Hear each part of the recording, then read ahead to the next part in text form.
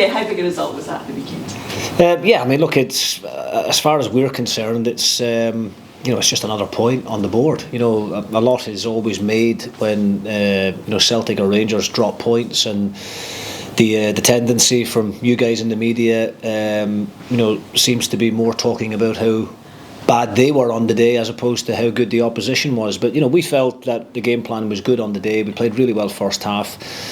Second half we rode our luck at times, there's no doubt about that. We had to defend really well, defenders putting bodies on their line, and Jack Walton made 2 or 3 really good saves to make sure that we came away from the game with something. But we don't get carried away after it. We just recognise the effort and the commitment and the hard work that went into ensuring that we get the result. We'd have been huge underdogs before the game, and to come away with a really important point was very pleasing. You spoke before the match about, if you get off to a good start and play good football, that the Rangers fans could start to turn on their team. That seemed to work? Yeah, I mean, look, that's what I said before the game. That was the game plan. I think it's the game plan of every other manager in the league when you go and play Celtic and Rangers. I certainly wasn't trying to be disrespectful or by any means to Philip Clement or to the Rangers players. I think they're probably, some of them have been there long enough now to know what opposition teams are going to do. You try and get lots of men behind the ball, you try and hit them on the counter-attack, you try and get that first goal. If you do, then because of the level of expectation that the fans put on them, there's going to be pressure. And the game plan almost worked to a T, apart from when we conceded that equaliser late on. And Sam Dalby, he scored his 5th goal in 6 games. How important a player is he becoming? Yeah, I mean, look, I think it's always important for your strikers to be scoring goals, and we're very lucky here at the club that we've got 3 really good strikers in Moult, Van der Sande, and obviously Dalby at the moment grabbing the headlines. But it's never. You never want to be relying too heavily on any one individual, and I think that's probably the thing that's pleased me the most throughout the season, where there's been a number of different goal scorers week to week. Defensively we've been solid. Jack Walton at the other end has had to be called upon, and when called upon has had to make some big saves. But Sam is going through a little bit of a purple patch at the moment, and long may that continue. He's obviously here on loan from Wrexham. His contract's out in the summer. Are you hoping to secure him on a longer term deal? Listen, Sam and his agent know what we think of him here, and that's why we tried so hard in the summer to bring him to the club, and we sold it to him on the premise that we believed his game was suited to the Scottish Premiership, and he made a big commitment as well, to travel so far north, showed the desire he had to play regular first team football in the top league, and I think it's working really well for all parties at the moment. But it's too early at this stage for us to be talking about contract talks with players and things like that. I think we need to get into the new year, see where we are after the busy festive period, and then we can sit down and start having some serious discussions. How is your injury situation? Is Ross Graham back fit? Yeah, he is, thankfully. He joined back in with the group this week. He's trained fully, and has had no setbacks, thank God. So he will, if that continues into tomorrow, then he'll obviously be a part of the squad on Saturday. Unfortunately, still got some key players out with the likes of Docherty, Sibbald and Trapanovsky. This game at the weekend will come too soon for those guys. How important is it to have Ross Graham back fit?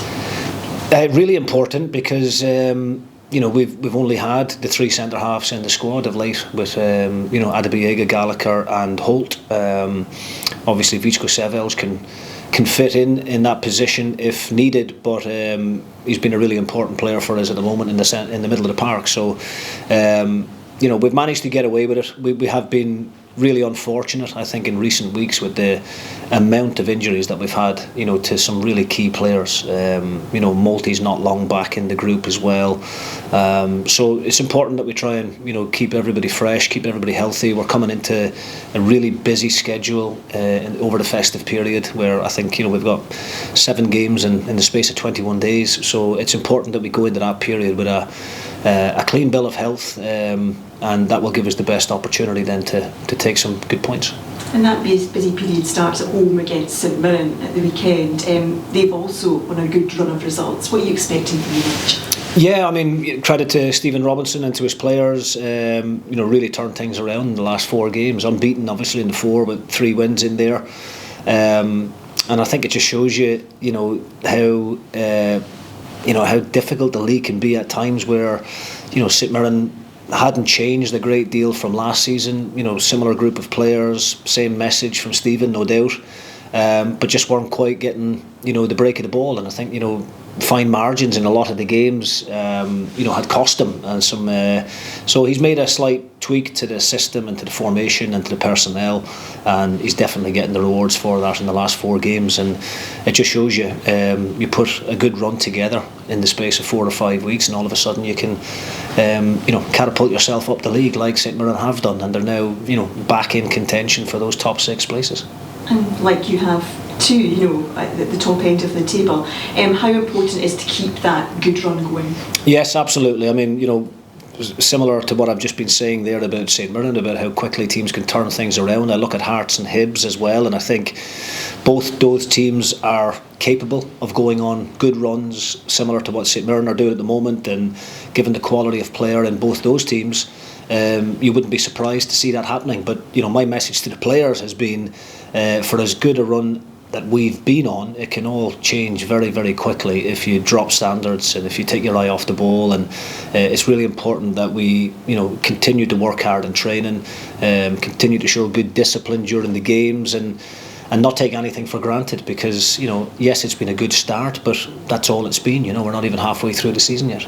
And obviously St Mirren, your old club, it's important though just to try and pick up at least a point and just to keep the momentum moving forward. I mean, look, everybody knows my feelings about St Mirren. It was my most enjoyable time as a player there, the longest I've ever spent at any club over any one time, and so got some great memories, and made some really good friends, and some of those friends are still at St Mirren, so it's always nice to catch up with them and see some familiar faces, but our record so far this season against St Mirren has been very good. Obviously with a victory in the Cup at Tannadice, and we beat them over in Paisley in the last league game, and we're hoping to continue on that form, but at the same time I'm pretty sure Stephen Robinson and his men will be looking for some revenge off the back of that. So we have to respect them. We expect a really difficult game, and we'll be going into it with a positive mindset and setting up to try and win the game.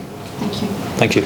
And you've spoken about the good start, but the importance of keeping focused and making sure that doesn't slip. But I suppose at this early stage of the season, as the newly promoted side, to sort of take stock of where you are and to be 11 points away from both those sort of relegation places, you must be delighted at this point.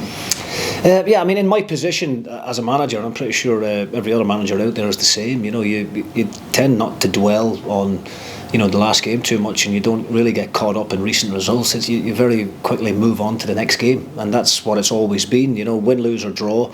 We've analysed games, watched them back, and then put them behind us. Try and take learnings from every event, but at the same time, the next game is the most important one, and that's St Mirren now on Saturday. So I'm delighted with the group as a whole, delighted with the staff. I think we've made great progress in a short period of time. But as I said to the previous question, it's just important that we make sure we maintain those high standards, don't get carried away, don't start thinking too far ahead of ourselves either. There's still a hell of a lot of football to be played, and I think once we come into the middle of January, when we get the next kind of 8 or 9 games, 10 games out of the way, then I think you'll have a fair reflection of what the league looks like. And you may have alluded to this a little bit when talking about Sam Dalby, but just in terms of your first team squad and some of the younger players, around 13 of them are out of contract at the end of the season. Is that something you're starting to have a look at, have some conversations around extending some of those contracts?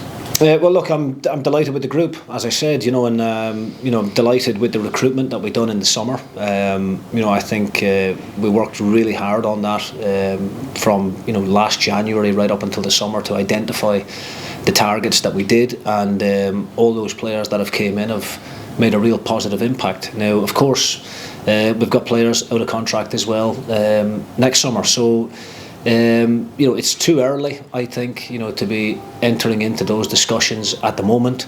My message to those players is, keep performing, keep doing well, make sure we keep picking up the results, and that puts them in a really strong position when those conversations do start. But We'll be no different to most other teams in the league, where you're trying to accumulate enough points to make sure that we've got that Premiership status for next season, and then in January, if we feel like we've achieved that, or February, then we can maybe start having those conversations about what the future holds for some of those players you mentioned.